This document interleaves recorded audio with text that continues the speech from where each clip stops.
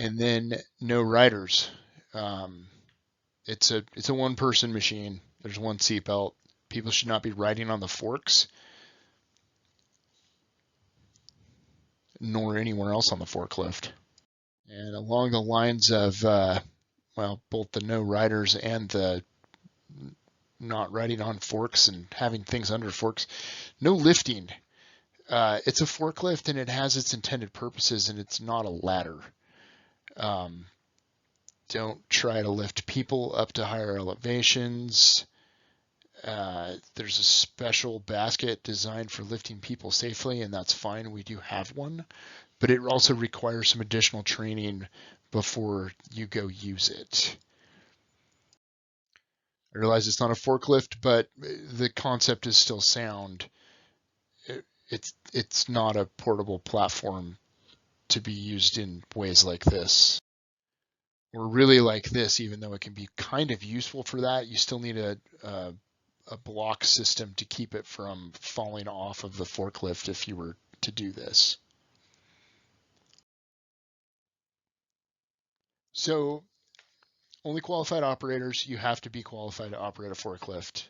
That's pretty consistent. Removing the key when you leave your lift truck is not something that we actually do. We might pull the key out of the ignition, but we leave it in the cup holder because it's a shared piece of equipment. It's not designated to a specific person. So be aware that in some locations they may issue you a key, and that's your key, but for the most part, that's not going to happen in most of our operations.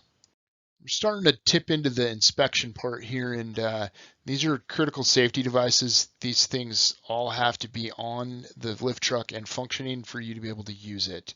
You have to have a seatbelt. Use it. It has to have a horn, and it should work. Use your horn before you back up or go forward. Use it at intersections, when going through doors, anytime that you need to announce your presence. Forklift horns honk all the time. It's just part of driving a forklift.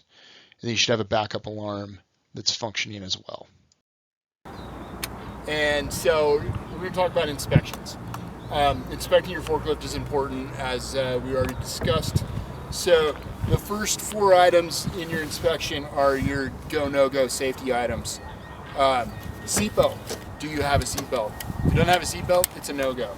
Okay? I'm not driving it anymore, so we're good. A warning light. It's out here in the back. Okay? It's working. You need a warning light. Backup alarm. And a horn. Those are all required safety items. But boy, the most important safety device on that lift truck is you. That's a test question, by the way.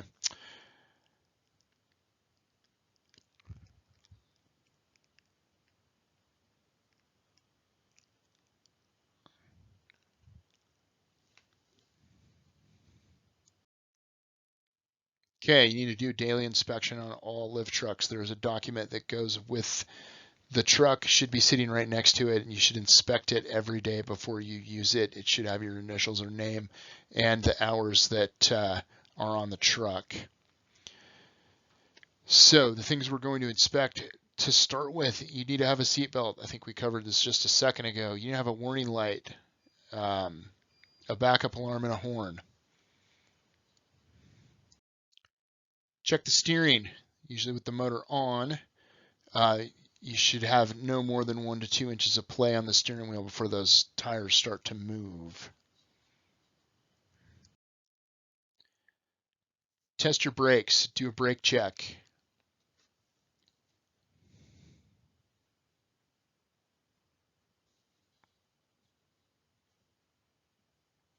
All right, so part of my inspections, I need to make sure my brakes are working correctly. Okay, when I brake, it should be smooth, it shouldn't be excessive, it shouldn't be spongy, and it should work, right? There I am under a little bit of load. That's disconnected, it's not actually trying to turn.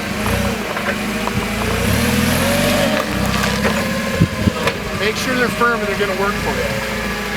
Another thing is your parking brake. Make sure your parking brake works. Apply your parking brake.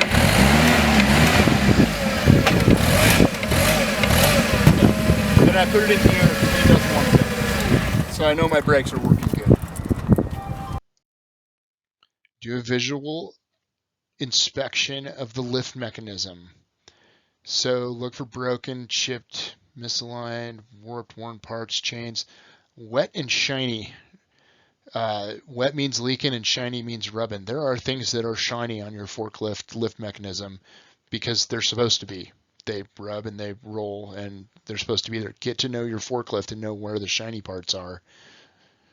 Don't put your hands in the lift mechanism and pull and push on things. It's a good way to lose a finger. Like this guy. You start putting your fingers in there and something moves and you're done. So watch those pinch points, try not to get caught in them. Inspect those hydraulic hoses. Make sure they're not leaking or have checks or are cut.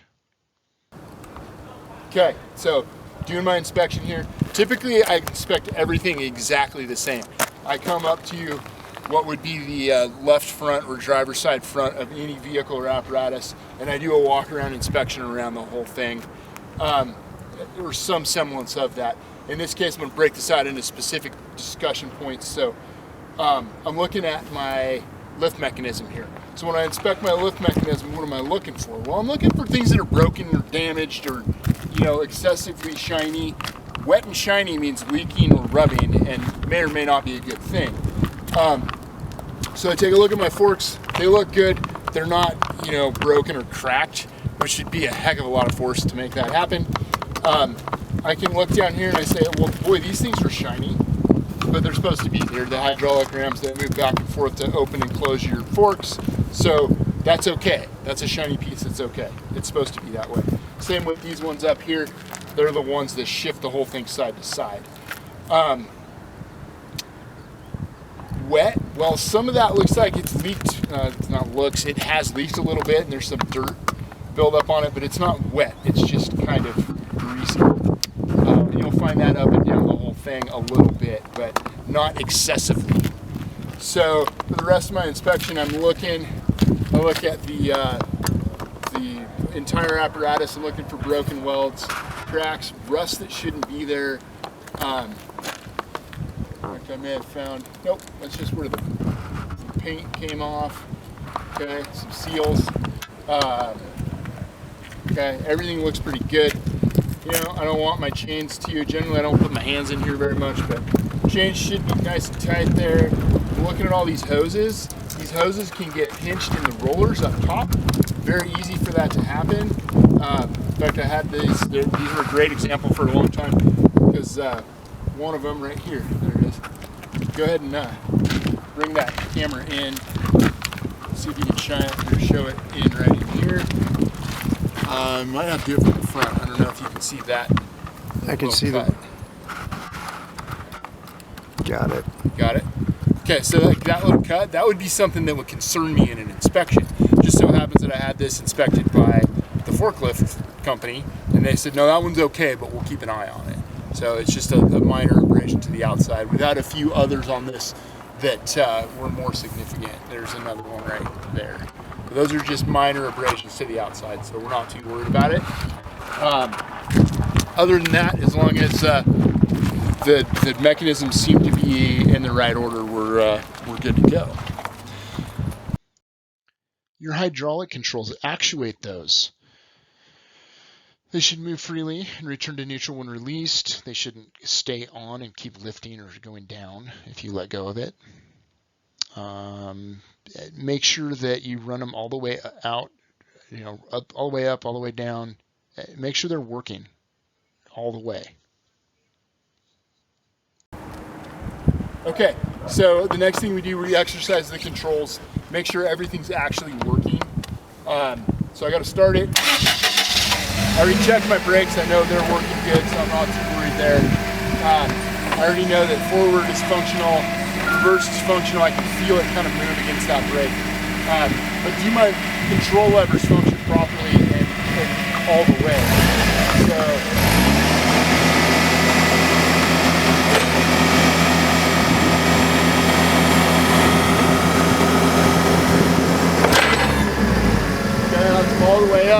gives me an opportunity to actually look at all the components too as they're completely stretched out, and do I see anything that doesn't look good. And other thing, this one pulley right here and that one hose that's got some exterior abrasions, that's it. So bring this guy down.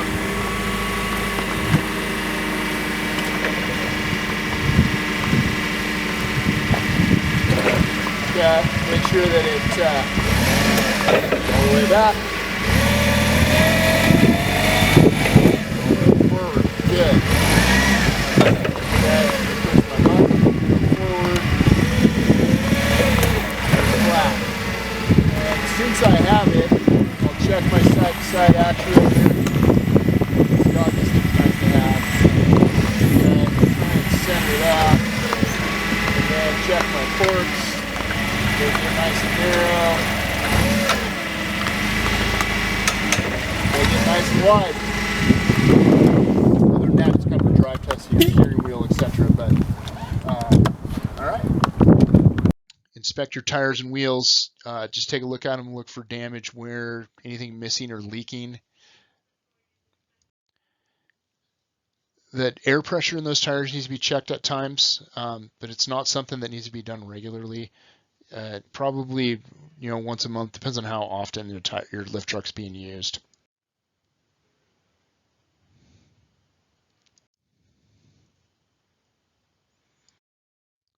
Write the hours on the sheet for the inspection, please. That way we can keep track of these things. It's also a requirement. We get hit with OSHA inspections pretty regularly for not having good records on our inspections. Look for leaks. Any kind of leak is a pretty significant problem. Brake fluid or a lot of kinds of fluid in a forklift could cause the failure of one of the mechanisms in that, and you wouldn't be able to stop it and or control the load. So that's why it's a do not drive if you have a leak, and go get maintenance immediately. Check your fuel, check your oil, check your water, check your fan belt.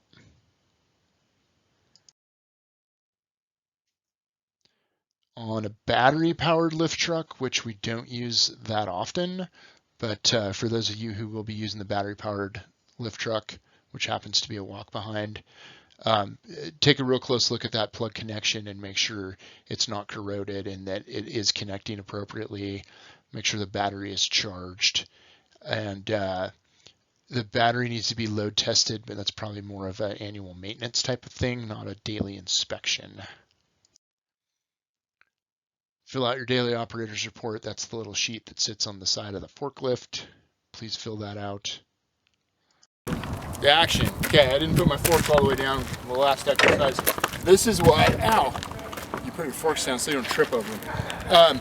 So the next thing on an inspection, I kind of look for leaks in the overall. We talked about leaks on the front carriage, but I also need to do a walk around of the rest of this machine.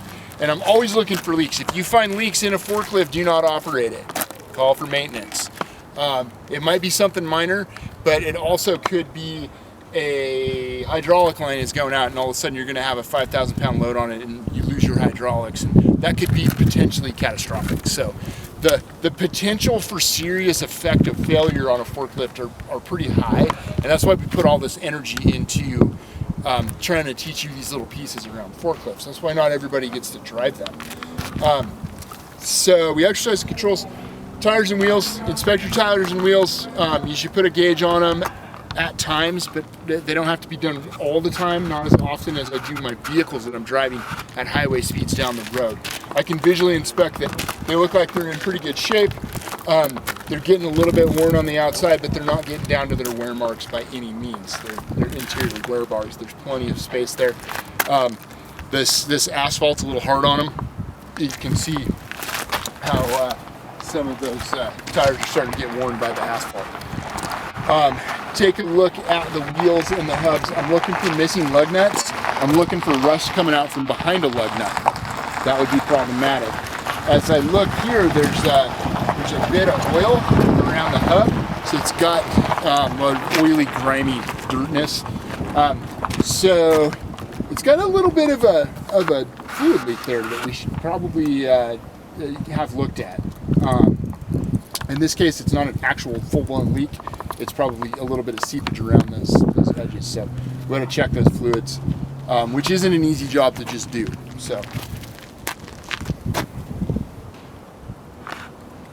leaks. Okay. So as far as the rest of an inspection, the part that's not really covered, but I want to hit on. As I walk around, there's not a lot to this thing, so I want to look at my rollover protection. Is there any damage in it? Is there any non-factory things added to it, like fire extinguisher? Well, this fire extinguisher is strapped to it, not screwed into it. That makes it okay. Do not put holes in your rollover protection. I'll walk around and see what else I find. But as I come around the back, I say, well, boy, we scratched the back end of this thing a bit. Which makes me wonder what people have been running into. But at the same time, we have a tendency to use this thing.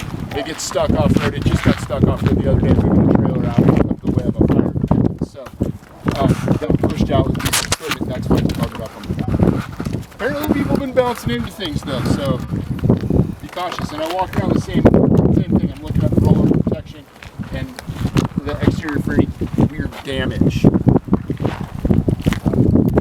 Next piece of my inspection process is to look at the motor and get into the fluid. So to do that, just pop this guy loose. Okay, that's just my fuel container. He goes out here and he locks in place. And there's a little lever right here.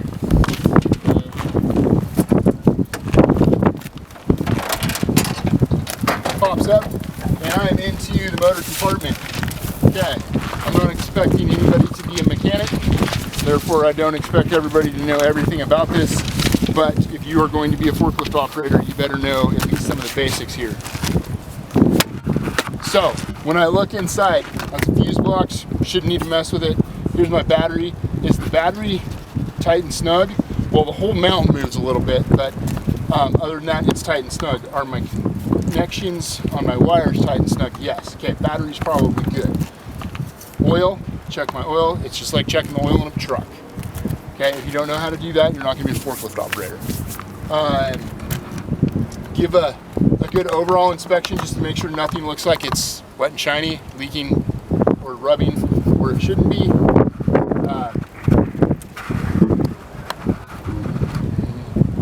What else? I'm just actually doing that as I look in here. Okay, against my fan back here, there's a belt. Check that belt for tension. How do you know how much it is? Well, it depends on the machine you're using. In this one, it's pretty damn tight. So maybe 1/4 inch deflection, maybe less than that. Otherwise, things look pretty good in here. Go ahead and get in closer. I'll look on the other side. A couple things to look at. So, burp tank for the radiator, because this is liquid cooled, is right here. And there's sight glass on this side. The whole thing's semi-transparent, and it's good. It's at a good location. This little green knob back here that just pops out. That's where my there it goes. That's where my hydraulic oil goes, and the dipstick for it. Check that every once in a while. Happens to be in good shape right now. Okay, and there's my air cleaner. I actually don't recommend you pop that thing open every time you do an inspection, but note it on the inspection sheet that's sitting over there, and try and do it once a week at least if you're getting some pretty regular use. It depends on how dusty your environment is. Mine's dusty. It needs it at least once a week. Take it out, tap it out a little bit, check its color. Now, to put this thing back down, you lift and you press on the little green button in there, you press on it. Okay, the only other thing I have is this. Inside that is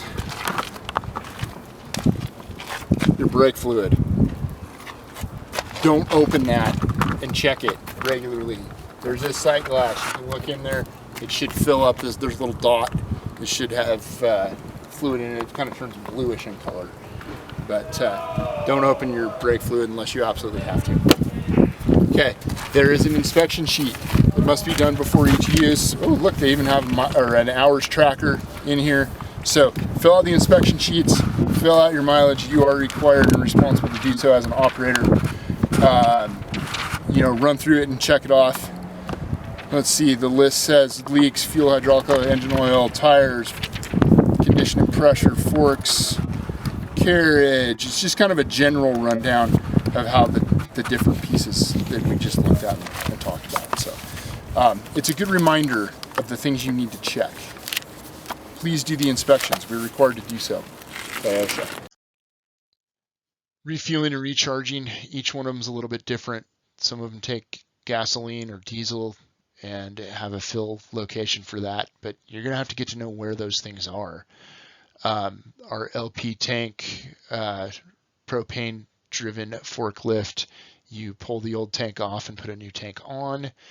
And since it stays for the most part right here at our warehouse facility, generally it just gets driven until it runs out of fuel and you just change it where you're at.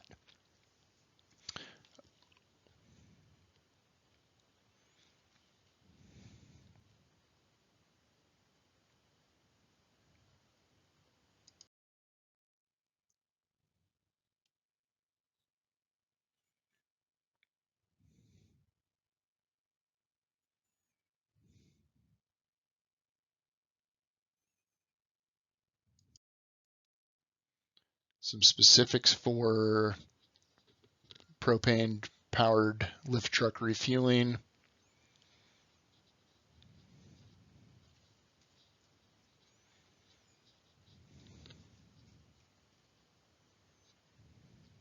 Watch for leaks as you're reconnecting.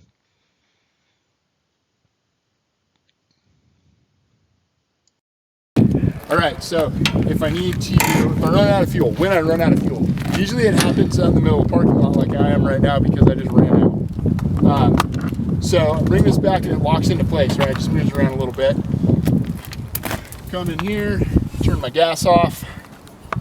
Shouldn't really matter because it should be empty, but it's not because I'm doing this for demonstration. So turn my gas off.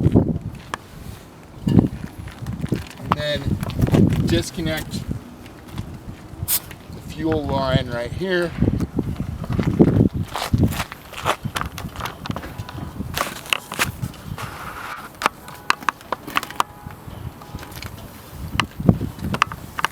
It's not easy to do.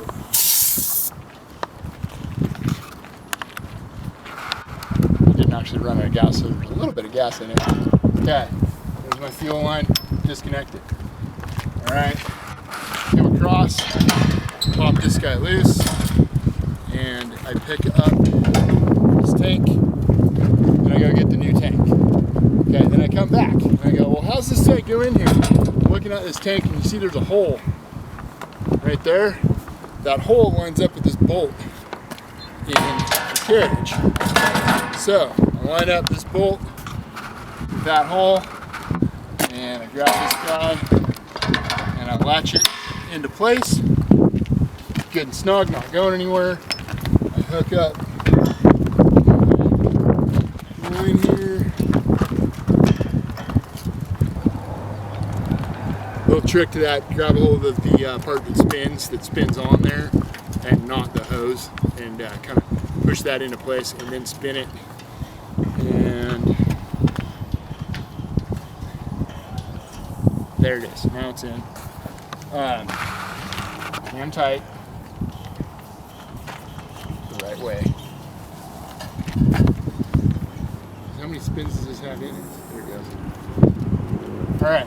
And while it's still out here, I'm going to turn that on, mostly so you can all see it.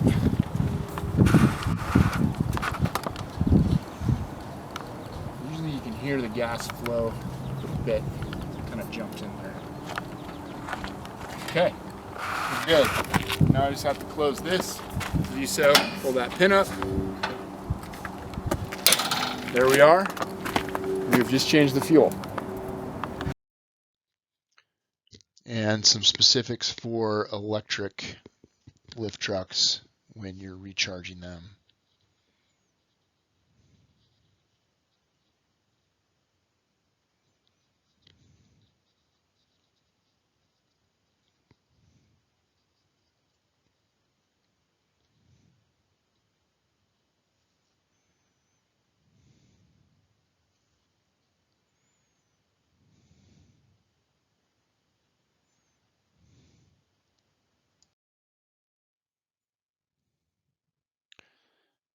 For the most part, we're not changing any of the batteries in these things. Our electric forklifts have very large battery sets and require, pretty hefty tools and equipment. So not something that we're generally going to do.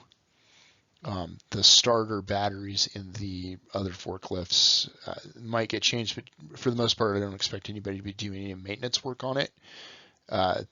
Report any deficiencies to fleet, and we'll get a forklift service mechanic in to do any kind of services that we need.